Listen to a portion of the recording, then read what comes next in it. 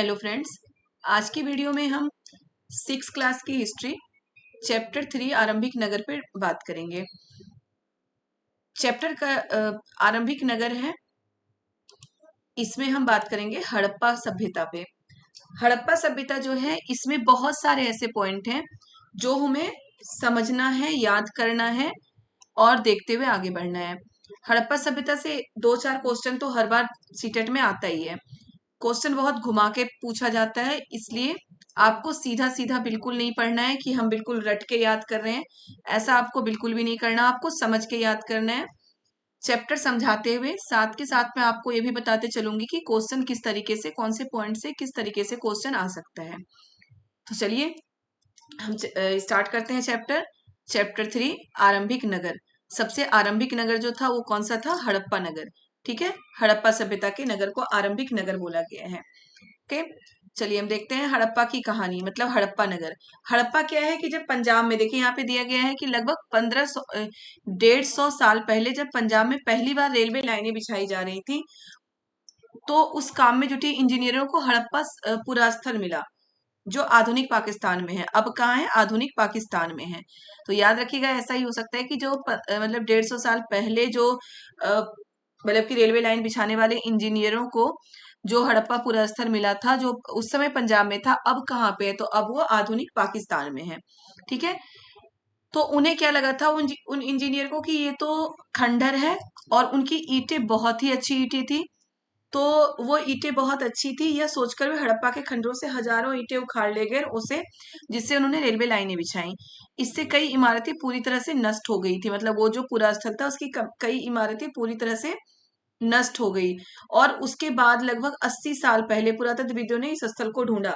मतलब कि वो घटना होने के बाद लगभग 80 साल पहले जब पुरातत्वविदों ने इस स्थल को ढूंढा, तो यह खंडर उपमहाद्वीप के सबसे पुराने शहरों में से एक था। देखिए ये पे है ना आरंभिक नगर। तो सबसे जो आरंभिक नगर है वो क्या है? हड़प्पा सभ्यता। हड़प्पा सभ्यता के नगरों को सबसे आरंभिक नगर बोला गया है। हड़प्पा सभ्यता को नगरीय सभ्यता बोला गया है। याद रखिएगा, यहाँ हमेशा ये नगर की बात हो रही है, तो हड़प्पा सभ्यता को क्या बोला है? नगरीय सभ्यता बोला गया है। तो ये भी आप बिल्कुल ध्यान रखिएगा कि सबसे पुराना नगर कौन सा है? हड़प्पा सभ्यता में पूरा सबसे पुराने नगर है। और हड़प्पा सभ्यता को कौन सी सभ्यता? ग्रामीण सभ्यता, नगरीय सभ्यता, कौन सी सभ्यता बोले गए? तो नगरीय सभ्यता बोला गया है। शहरों का निर्माण, जो हड़प्पा सभ्यता था, इसमें शहरों का निर्माण लगभग कितने साल पहले? 4700 साल पहले हुआ था।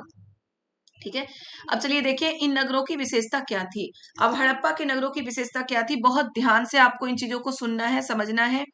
हड़प्पा के नगरों की विशेषता, इन नगरों में से कई कई को 2 या उससे ज्यादा हिस्सों में विभाजित किया गया था।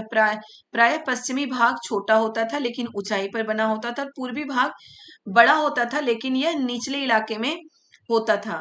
ऊंचाई वाले भाग को पुरातत्वविदों ने नगर दुर्ग कहा है, और निचले हिस्से को निचला नगर कहा है।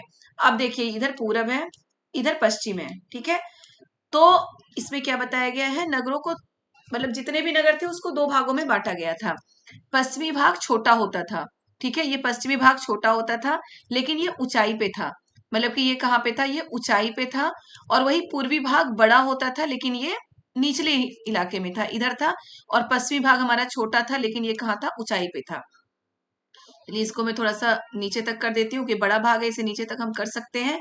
पूर्वी भाग नीचे होता था, पश्चिमी भाग ऊपर होता था। पश्चिमी भाग छोटा होता था, पूर्वी भाग बड़ा होता था। बेटा आपको पॉइंट के साथ लिखना है।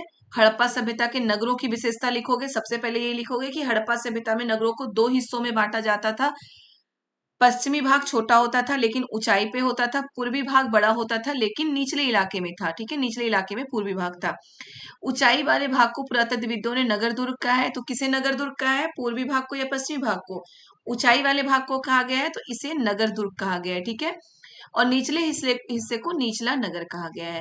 तो ये क्वेश्चन भी आता है कि नगर दुर्ग की विशेषता क्या होती थी हड़प्पा सभ्यता में। या तो सीधे पूछ सकता है कि हड़प्पा सभ्यता में नगर दुर्ग किसे बोला गया है, तो किसे बोला गया है? पश्चिमी भाग को बोला गया है नगर दुर्ग। या फिर ऐसे क्वेश्चन आ सकते हैं कि हड़प्पा सभ्यता में नगर दुर्ग की विशेषता क्या थी। नगर दुर्ग की विशेषता क्या हो सकती है? पश्चिमी भाग में था, ये ऊंचाई पे था, और ये छोटा था। ठीक है, पूर्वी भाग से छोटा होता था।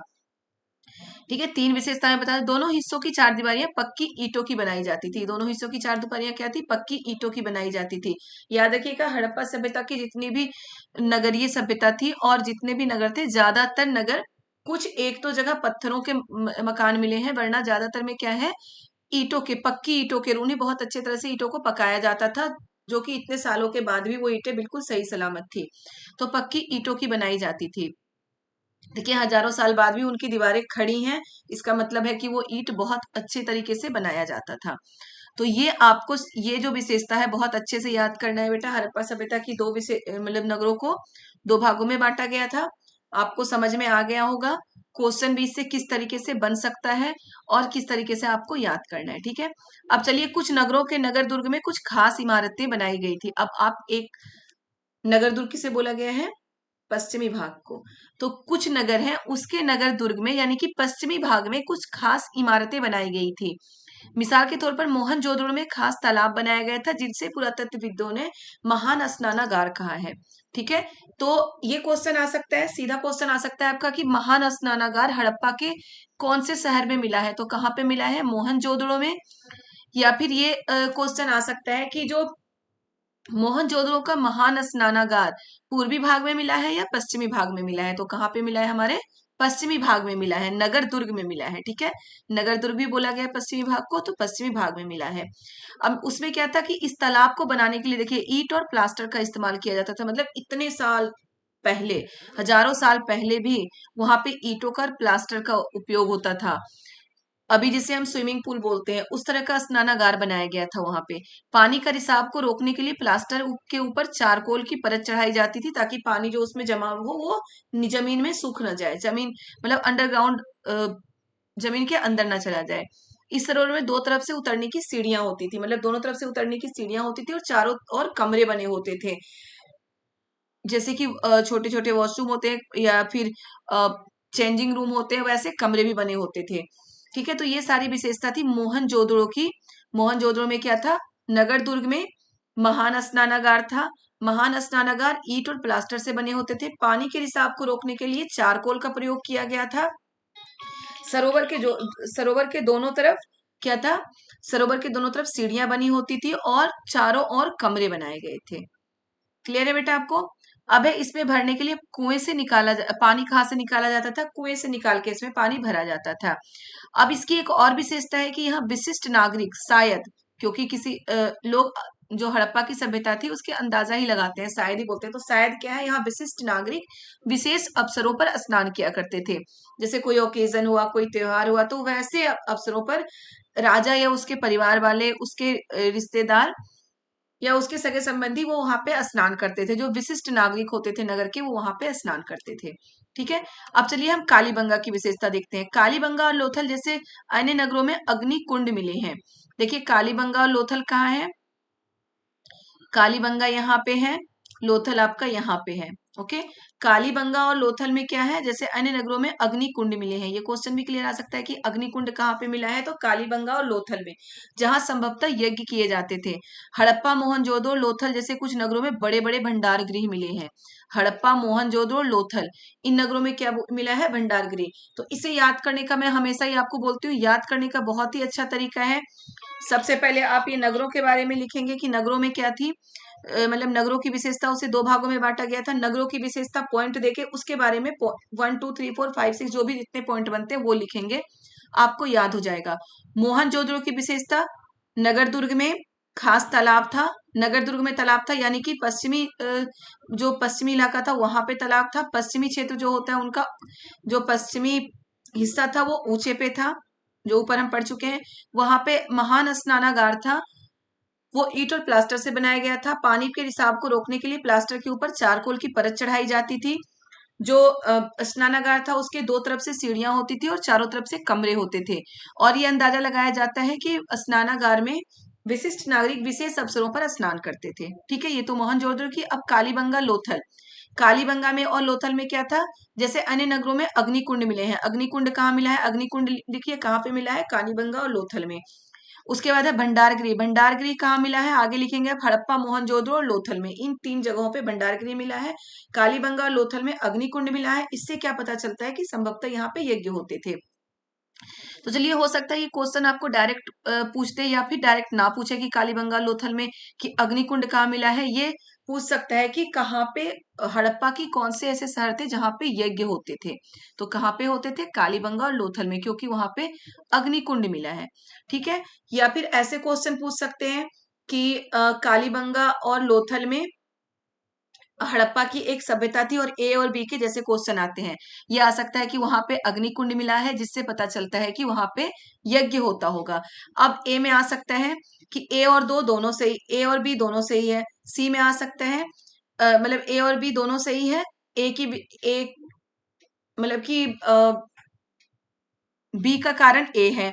ए और बी दोनों सही है, लेकिन बी का कारण ए नहीं है। ए और बी दोनों सही है, ए और बी दोनों गलत है। तो क्या होगा? ए और बी दोनों सही है, बी का कारण ए है, क्योंकि अग्निकुंड मिला है, इसलिए लग रहा है कि वहां पे यज्ञ होते थे। ठीक है। तो इस तरह के क्वेश्चन बनते हैं बेटा, इसलिए मैं क्वेश्चन भी आपको समझाते हुए चल रही हूँ कि इस तरह के क्वेश्चन हो सकता है, आ सकता है, तो आपको सब कुछ देखना है। अब है भवन, नाले और सड़कें, यानी कि वहां भवन, नाले और सड़कें किस तरह से बनाई जाती। तो भवन के बारे में तो हम ऊपर से ही पढ़ते आ रहे हैं कि भवन क्या होता था, ईंटों के बने होते थे, पक्के ईंटों के। और देखिए, इन नगरों में घर घर आमतौर पर 2 मंजिले होते थे। ठीक है। कहाँ कैसे होते थे हड़प्पा के नगरों में घर? नगर यानी कि शहरों में घर कैसे होते थे? 2 मंजिले होते थे। हर घर में एक, देखिए, हर घर के आंगन के चारों ओर कमरे होते थे, यानी कि बीच में आंगन है ना, बीच में आंगन, चारों ओर कमरे होते थे। और हर घर में एक स्नानागार होता था, यानी कि जो वॉशरूम होता है जहाँ पे हम स्नान करते हैं, वो हर घर में एक अलग स्नानागार होता था। यहाँ के नगरों के जो नाले होते थे वो ढके हुए होते थे, और हर घर से एक छोटा नाला निकलता था, जो एक नाले मिलता था, और पूरे शहर का जो सबके घर के आगे के नाले होते थे वो बड़े नालों में जाके जुड़ जाते थे। सफाई की व्यवस्था बहुत अच्छी थी वहां पे। नाले की व्यवस्था मतलब पानी जो निकास की व्यवस्था थी वो बहुत ही अच्छी थी, कहीं भी जल जमाव नहीं था। ठीक है। मतलब बहुत ही, ऐसा बोल सकते हैं कि एक आधुनिक नगर था हड़प्पा सभ्यता के नगर। ओके। अब चलिए हम नगरीय जीवन के बारे में पढ़ते हैं। हड़प्पा के नगरों में बड़ी हलचल रहती थी, यानी कि वहां पे बहुत सारे लोग होते होंगे, तभी तो हलचल रहती है। यहाँ पर ऐसे लोग रहते थे जो नगर की खास इमारतें बनाते थे, यानी कि नगरों में वैसे लोग रहते थे जो खास इमारतें बनाने वाले रहते थे, बनाने की योजना में जुटे थे। संभवतः वहां के शासक थे। ठीक है। शासक भी नगर में रहते थे, और खास इमारतें बनाने वाले लोग भी नगर में रहते थे। ये शासक लोगों को दूर भेजकर दूर से धातु, बहुमूल्य पत्थर और उपयोगी चीजें मंगवाते थे। शायद शासक लोग खूबसूरत सोने चांदी के बने आभूषणों जैसी कीमती चीजों को अपने पास रखते थे। तो ये भी हम क्वेश्चन आ सकता है कि मनकों और सोने चांदी के आभूषण क्या हड़प्पा सभ्यता के लोग पहनते थे? तो बिल्कुल पहनते थे। इसमें दिया गया है तो हम लिखेंगे कि बिल्कुल पहनते थे मनकों और सोने चांदी के बने आभूषण। नगरों में लिपिक भी होता था। लिपिक किसे बोलते थे? जो मोहरों पे लिखते हैं, मोहरों पे जो लिखते हैं उन्हें हम लिपिक बोलते थे। तो नगरों में लिपिक भी होते थे। इसके अलावा नगरों में शिल्पकार स्त्री पुरुष भी रहते थे। याद रखिएगा, ये क्वेश्चन आ सकता है कि शिल्पकार सिर्फ स्त्री थे या शिल्पकार सिर्फ पुरुष थे। तो नहीं, शिल्पकार स्त्री और पुरुष दोनों ही थे हड़प्पा सभ्यता में। कहाँ पे रहते थे? वो नगरों में रहते थे। लोग लंबी यात्राएं भी करते थे। हड़प्पा सभ्यता में क्या है? मिट्टी से बने खिलौने मिले हैं जिससे बच्चे खेलते थे। ओके, ये देखिए खिलौने हैं, हाथी घोड़ा पता नहीं क्या क्या है, ये सभी खिलौने मिले हैं जिससे क्या होता था? बच्चे खेलते थे। ठीक है। अब है नगर और शिल्प। वहां पे किस तरह की शिल्प के बनाए जाते हैं? ये देखिए, ये बाट है ऊपर, पत्थर के बाट को देखो कितने ध्यान से उपयुक्त तरीके से बनाया गया। ये बाट है जिससे कि हम लोग सामान को, मतलब कि उसका वजन करते हैं, वो बाट है। ठीक है। पुरातत्वविदों को ऐसी चीजें वहां मिली हैं, उनमें अधिकतर पत्थर, शंख, तांबे, कांसे। बेटा ये अभी मैं इससे आपको बताऊंगी कि यहाँ से एक क्वेश्चन आया था सोशल साइंस में, वो शायद 17 वही आया था, 2017-18 में शायद ये क्वेश्चन आया था सोशल साइंस के इसी सीटेट में। तो अभी मैं इसका क्वेश्चन आपको बताऊंगी, पहले हम ये देखते हैं क्या है इसमें। पुरातत्वविदों को जो चीजें वहां मिली हैं उनमें अधिकतर पत्थर, शंख, तांबे, कांसे, सोने और चांदी जैसी धातुओं से बनाई गई है। एक एक चीज को ध्यान रखिएगा, क्या है जो चीजें मिली है, किस चीज से बनाई गई है? पत्थर, शंख, तांबे, कांसे, सोने और चांदी जैसे धातुओं से बनाई गई है। हीरे का नाम यहाँ पे नहीं लिया गया, यानी कि हीरे का वहां पे मतलब ही नहीं था। तांबे और कांसे के औजार, हथियार, गहने और बर्तन बनाए जाते थे। तांबे और कांसे से औजार, हथियार, गहने और बर्तन बनाए जाते थे। सोने और चांदी से गहने और बर्तन बनाए जाते थे। याद रखिएगा, सोने और चांदी से गहने और बर्तन बनाए जाते थे। यहाँ मिली सबसे आकर्षक वस्तुओं में मन के बाट और फलक है। ठीक है, यहाँ मिली जो सबसे आकर्षक वस्तुओं में क्या है, मन के बाट और फलक। अब इसमें से जो क्वेश्चन आया था वो क्वेश्चन मैं आपको बता रही हूँ। उसमें ये क्वेश्चन था कि हड़प्पा में जो चीजें, कि हड़प्पा सभ्यता में पुरातत्वविदों को जो चीजें, कुछ चीजें मिली है, इनमें से क्या चीजें नहीं मिली है। ठीक है, ऐसा क्वेश्चन था कि हड़प्पा सभ्यता में पुरातत्वविदों को इनमें से कौन सी चीज नहीं मिली है। नहीं पे जोर दिया गया है, तो जहां पे नहीं हो वहां ध्यान से देखिएगा। उसमें ये था कि उसमें सोने चांदी कांसे हीरे मोती के बर्तन, हीरे मोती के वो आभूषण बनाए जाते थे। उसमें सोने चांदी जैसी धातुओं, शंख तांबे सोने चांदी के आभूषण बनाए जाते थे। तांबे कांसे के औजार बनाए जाते थे। सोने और चांदी के गहने बनाए जाते थे, गहने और बर्तन बनाए जाते थे। देखें, सोने और चांदी के गहने और बर्तन बनाए जाते थे, तो इसमें गलत कौन सा होगा, हमारा पहला, जिसमें हीरे का नाम लिया गया है। ठीक है, हीरा का नाम लिया गया है, तो पहला गलत हो जाएगा, क्योंकि सोने और चांदी के भी बर्तन बनाए जाते थे और इससे क्वेश्चन पूछा गया था। बिल्कुल छोटे छोटे चीजों से वहां पे क्वेश्चन पूछ लिया जाता है, इसलिए आपको हर चीज को बहुत ध्यान से याद करना है, पढ़ना है, समझना है। अब हड़प्पा के लोग पत्थर की मोहरें बनाते थे। मोहरें किस चीज की बनाते थे, वो पत्थर के। इन आयताकार मोहरों पर सामान्यतः जानवरों के चित्र होते थे। ठीक है, हड़प्पा के लोग किस तरह की मोहरें बनाते थे, पत्थर पे मोहरें किस तरह की होती थी, आयताकार होती थी, और उसपे चित्र किसके होते थे, जानवरों के चित्र होते थे। कई बार ये क्वेश्चन आ सकता है, हम कंफ्यूज हो जाते हैं कि जो हड़प्पा के मोहर होते थे उसपे वहां के शासक के चित्र होते थे, देवी देवता के चित्र होते थे। नहीं, वहां पे किसके चित्र होते थे, जानवरों के चित्र बने होते थे। हड़प्पा सभ्यता के लोग काले रंग के डिजाइन किए हुए खूबसूरत लाल मिट्टी के बर्तन बनाते थे। ये क्वेश्चन भी बेटा आ चुका है सीटेट में कि काले रंग के लाल मिट्टी के बर्तन कहाँ पे बनाए जाते थे, तो कहाँ पे बनाए जाते थे, हड़प्पा सभ्यता में बनाए जाते थे। काले रंग के डिजाइन किए हुए खूबसूरत लाल मिट्टी के बर्तन। ठीक है, काले रंग के डिजाइन किए हुए खूबसूरत लाल मिट्टी के बर्तन, लाल मिट्टी के बर्तन होते थे, उसपे काले रंग से डिजाइन किया जाता था। हड़प्पा में क्या है, ये कपास के भी अवशेष मिले हैं, यानी कि कॉटन के कपड़े भी बनाए जाते थे। देखिए, संभवतः 7,000 साल पहले मेहरगढ़ में कपास की खेती होती थी। कहाँ होती थी कपास की खेती, मेहरगढ़ में कपास की खेती होती थी। मोहनजोदड़ो से कपड़े के टुकड़े के अवशेष मिले, याद रखिएगा, मेहरगढ़ में खेती होती थी कपास की, ये पता चला है। और कपड़ों के ये टुकड़ों के अवशेष कहाँ पे मिले हैं, मोहनजोदड़ो में। मोहनजोदड़ो में कपास के कपड़े के टुकड़ों के अवशेष मिले हैं, और कहाँ से मिला है, चांदी के एक फूलदान के ढक्कन तथा कुछ अन्य तांबे की वस्तुओं से चिपके हुए। अब छोटी छोटी चीजों पे मैं ध्यान आपके ला रही हूँ। चांदी के फूलदान, ये भी आ सकता है। चांदी का फूलदान कहाँ पे मिला है, मेहरगढ़ में।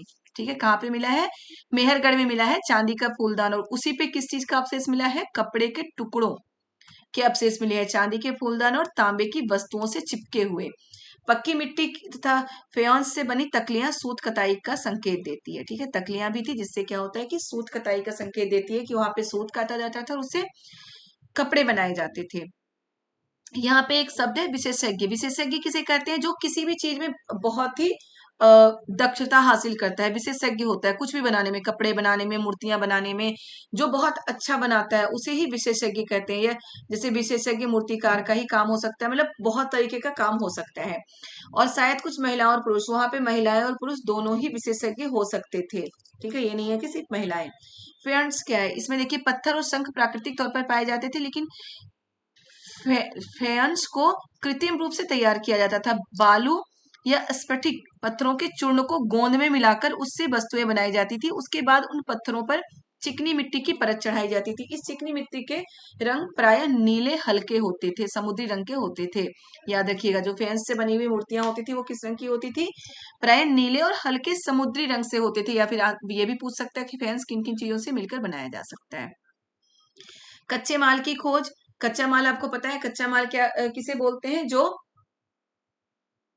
मतलब कि प्राकृतिक रूप से हमें प्राप्त होता है, उसे हम कच्चा माल कहते हैं। ठीक है, हड़प्पा के लोगों को कई चीजें वहां मिलती हैं, लेकिन वहां देखिए प्राकृतिक रूप से मिलता है। पशुपालक, पशु भी कच्चा माल हो सकते हैं। किसान जो अनाज पैदा करते हैं वो भी कच्चा माल है। खनिज कच्चा माल है। समुद्र से भी हमें बहुत सारे कच्चे माल पाए मिलते हैं। ठीक है, तो ये कपास बना के कताई बुनाई करके कपड़ा तैयार करते थे। हड़प्पा में लोगों को कई चीजें वही मिलती थी, लेकिन सोना, अब है हड़प्पा में, जो हड़प्पा सभ्यता थी वहीं पे बहुत सारी चीजें मिल जाती थी, लेकिन सोना, लोहा, क्या है, तांबा, लोहा, सोना, चांदी और बहुमूल्य पत्थरों जैसे पदार्थों को वो दूर दूर से आयात करते थे। क्या करते थे? बहुमूल्य पत्थरों जैसे पदार्थों को दूर से, दूसरे देशों से, दूसरे जगहों से वो आयात करते थे, मतलब मंगवाते थे। ठीक है, तांबा, लोहा, सोना, चांदी और बहुमूल्य पत्थरों से जैसे पदार्थों का वो दूर दूर से आयात करते थे हड़प्पा के लोग। हड़प्पा के लोग तांबे का आयात संभवतः आज के राजस्थान से करते थे।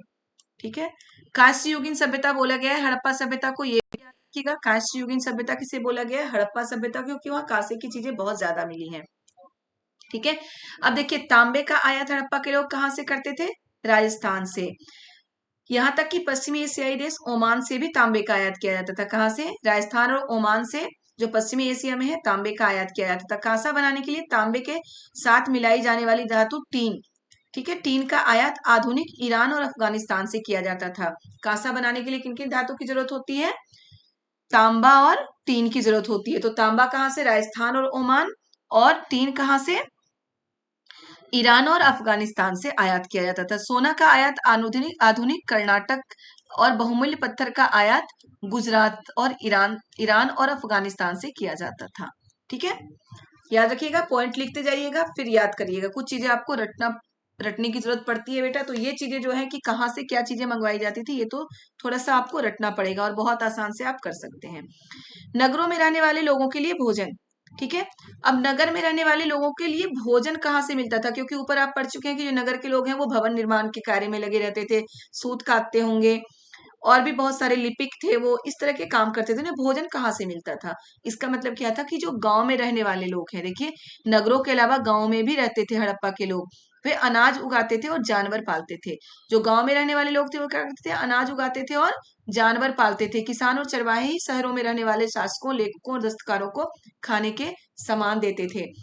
पौधों के अवशेष से पता चलता है कि हड़प्पा के लोग क्या क्या उपजाते थे। गेहूं, जौ, मटर, धान, तिल, सरसों आदि उगाते थे। देखिए कितना गेहूं, जौ, दालें, मटर, धान, तिल और सरसों, ये सारे हड़प्पा के लोग, हड़प्पा के जो लोग थे वो सारी चीजें उपजाते थे। और जो शहर में रहने वाले लोगों को भोजन कौन देता था? तो हड़प्पा के गांव में रहने वाले लोग, जो कृषक होते थे, वो देते थे। जमीन की जुताई के लिए उस समय हल का प्रयोग किया जाता था। के और हल का प्रयोग किया जाता था, हल के अवशेष तो वहां नहीं मिले हैं। ये भी यहाँ पे है कि हल का प्रयोग किया था, लेकिन हल का कोई अवशेष हड़प्पा से नहीं मिला है। लेकिन ये कैसे पता लगाया गया है कि वहां हल का प्रयोग किया जाता था? क्योंकि हल के आकार के खिलौने मिले हैं वहां पे। ठीक है, तो ये क्वेश्चन भी आ सकता है, ऐसे क्वेश्चन आ सकता है कि हड़प्पा में हल का प्रयोग किया जाता था, ये कैसे पता चला है? ऑप्शन में आ सकता है वहां हल के अवशेष मिले हुए हैं, जुते हुए खेत मिले हैं, ये वो ऐसे। तो क्या मिला है वहां पे? हल के आकार के खिलौने मिले हैं। इससे पता चलता है कि वहां पे हल का प्रयोग किया जाता था जमीन को जुताई के लिए। ठीक है, अब इस क्षेत्र में बारिश कम होती थी, पानी का संचय किया जाता था। हड़प्पा के लोग गाय, भैंस और बकरियां, भेड़ और बकरियां पालते थे। क्या पालते थे? गाय, भैंस, भेड़ और बकरियां हड़प्पा के लोग पालते थे। आगे देखते हैं गुजरात के हड़प्पा कालीन नगर का सूक्ष्म निरीक्षण। यानी कि गुजरात में जो हड़प्पा कालीन नगर है, धोलावीरा और क्या है यहाँ, लोथल, दो है, धोलावीरा और लोथल। हम मैप में एक बार देखते हैं कि गुजरात में कौन कौन से हड़प्पा कालीन नगर है। मैप ऊपर है हमारा, देखिए धोलावीरा है, लोथल, लोथल कहाँ पे है? ये रहा लोथल।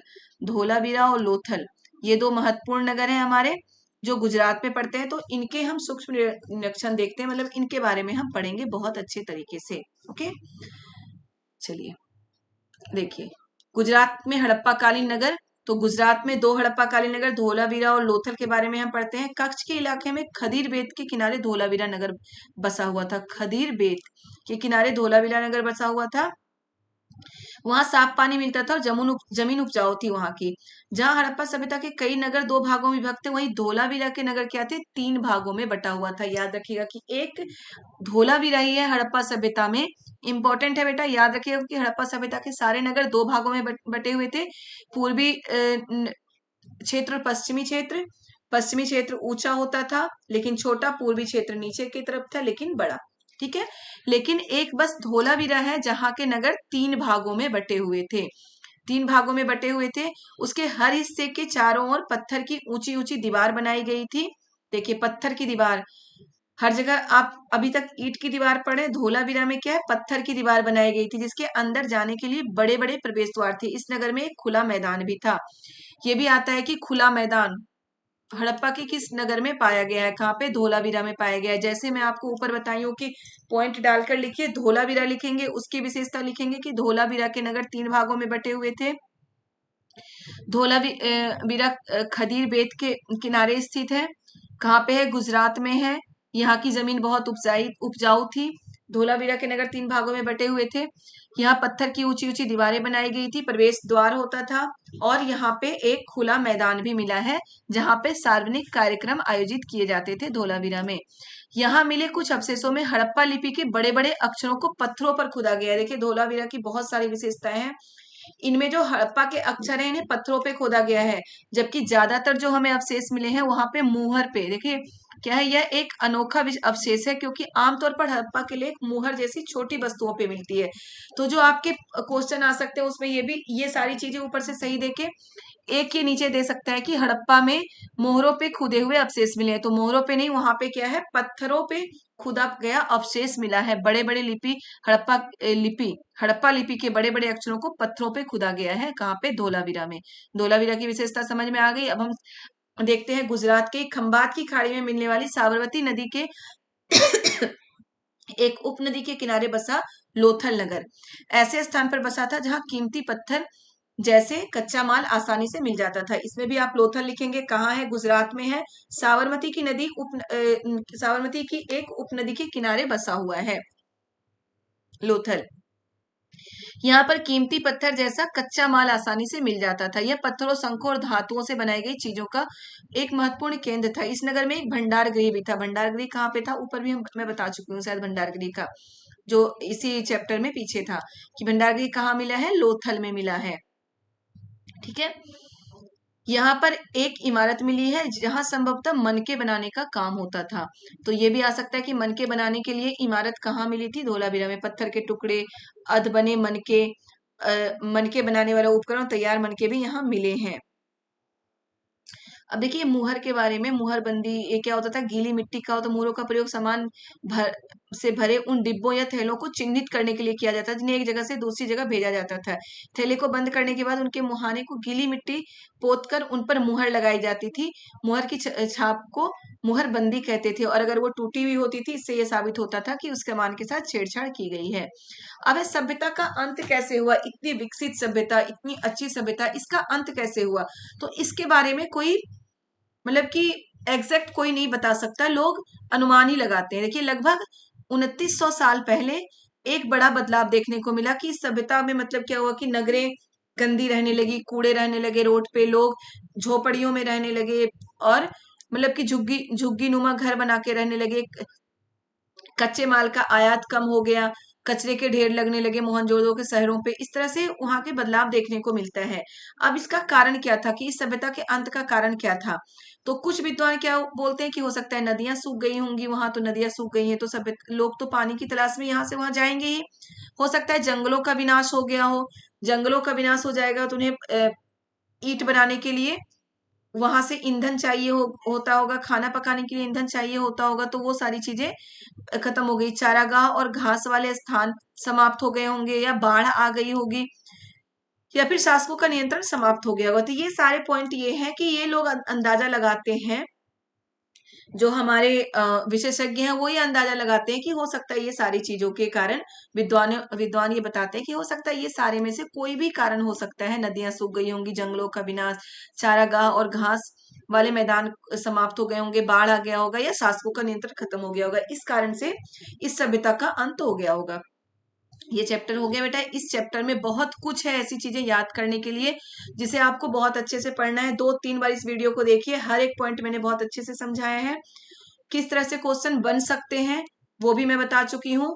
आप इस लिख के याद करिए, लिख के याद करेंगे तभी आप इसे अच्छे से बना सकते हैं। देखिए इसमें एक मूर्ति दिखाई गई है जिसमें ये आप दाढ़ी को देख सकते हैं। इसके दाढ़ी में क्या है, डिजाइन किया गया है। इसका मतलब क्या है कि उस समय भी जो नाई होते हैं वो नाई होते होंगे, तभी तो दाढ़ी को डिजाइन करके बनाया गया है। कपड़ों पे देखिए फूल बनाए गए हैं, कपड़ों पे फूल बनाए गए हैं। इसका मतलब ये है कि वहां हर चीज के विशेषज्ञ थे, कपड़ों के लिए, मतलब शेविंग करने वाले भी विशेषज्ञ होते होंगे, बहुत अच्छे अच्छे लोग होते होंगे जो नाई होते हैं कि वो शेविंग कर रहे हैं, कपड़े बना रहे हैं, फ्लावर वाले कपड़े बने हुए हैं, मूर्तियां इतनी अच्छी से बनाई गई है, तो हर चीज का विशेषज्ञ उस समय होता था। तो चैप्टर को बहुत अच्छे से आप पढ़िए, 2-3 बार वीडियो को सुनिए, देखिए, बुक भी पढ़ने की आदत डालिए, बुक भी पढ़िए और पॉइंट लिखते जाइए, जो भी मैं बोलती हूँ उसे आप लिखते जाइए पॉइंट बना बना के, तभी आप अच्छे से याद रख पाएंगे। और वीडियो पसंद आए तो वीडियो को लाइक जरूर करें, शेयर करें, जिसने चैनल को सब्सक्राइब नहीं किया हो चैनल को सब्सक्राइब जरूर कर दें, कमेंट करें अगर आपको कुछ भी इसमें पूछना हो, अच्छा लगे वीडियो, बुरा लगे, जो भी हो आप कमेंट एक बार जरूर करें। अगर आपको कुछ राय देनी हो अपनी कि मैं इस तरह से पढ़ाऊं, प्लीज आप कमेंट करके मुझे बताएं। अगर आपको वीडियो पसंद आए तो भी कमेंट करके बताएं। वीडियो पसंद आए तो वीडियो को लाइक जरूर कर दें, और जिन लोगों ने चैनल को सब्सक्राइब नहीं किया वो चैनल को सब्सक्राइब जरूर कर दें। Okay, guys, bye bye.